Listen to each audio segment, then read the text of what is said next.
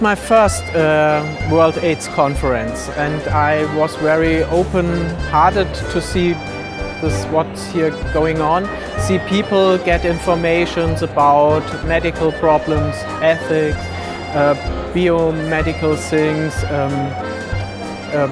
rights, global rights, human rights, meet people who come to the conference.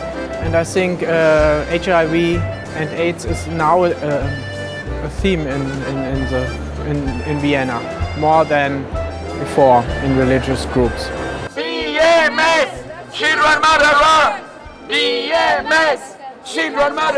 It's been a good journey. So we're in a place where, we realize we're interdependent, and this is the environment where you see what each one brings, where you learn about what progress has been made. The gel news is fantastic news. We finally have hope for women, which is critical. But we also know that we have challenges and we have to face into them. So this place is a place for encountering some of those, thinking through some of those, and taking it back to our churches who we work with. And it shows that at this time, when drug advances are made, when treatment progress is being made, that role of church becomes vital.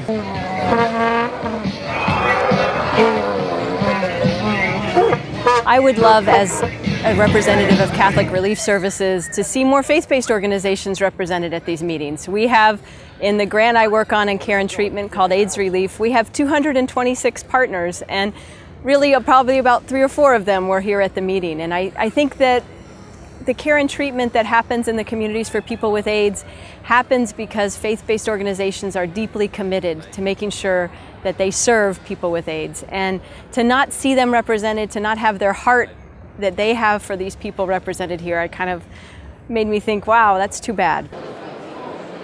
Medical advances have been dramatic, starting with the discussions on the work they're doing on a cure, where that is really progressing incredibly well. They now have the science, they know what needs to be done.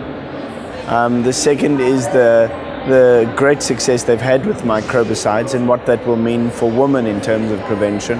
And finally, then also the development in terms of vaccines, which is coming along extremely well. This is such a rich conference, as was the Multi-Faith Pre-Conference. And one of the things that we heard in the Multi-Faith Pre-Conference was Kevin Moody from the Global Network of People Living with HIV putting a little bit of pressure on the churches.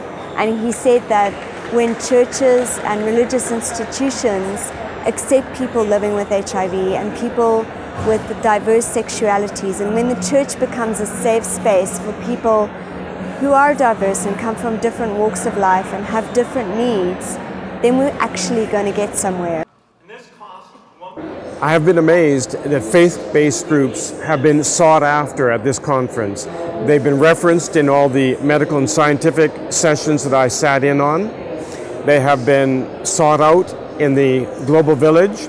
People have been asking, where are the church leaders and how can we meet them, how can we talk to them? And the statements they're making are, in particular, we need the faith-based groups to reach populations that are very vulnerable.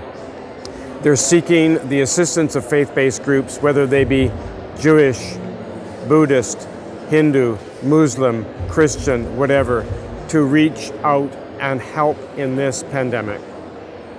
We still want to work from judgment. We just can't get away from the moral mindset that says somehow if we judge it, then we can fix it. Because once we've labeled it as sin, then it's fine. We have to go in there with the message of acceptance and love first. And that's where we've got to come from. I can see such a difference among some of our church-based partners who are here.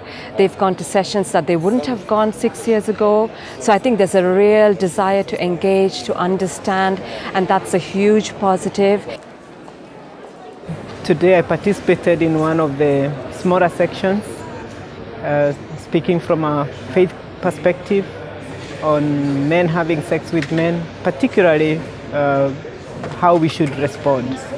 So that was important because we were given the platform, which is not an easy topic to talk about from a faith perspective, but at least it's a beginning, and we hope that we can have even bigger space.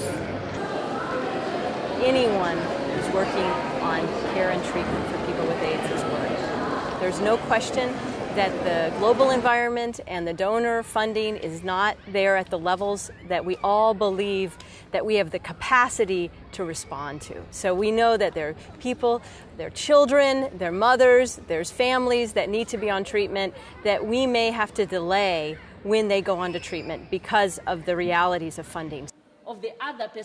In terms of faith voices being heard, I think all voices need to be heard, and our voices are as vital as the others, and we have to share all of that. And I think this forum is good. It's good because everyone gets to say what they think, everyone gets to have conversations, everyone gets to talk to each other. Sometimes you have a lot of antagonism, but we have to take that on the chin and really understand the root of the problem. And I think in that sense, I feel really happy in terms of where we've come after all this time. This is a good place to be.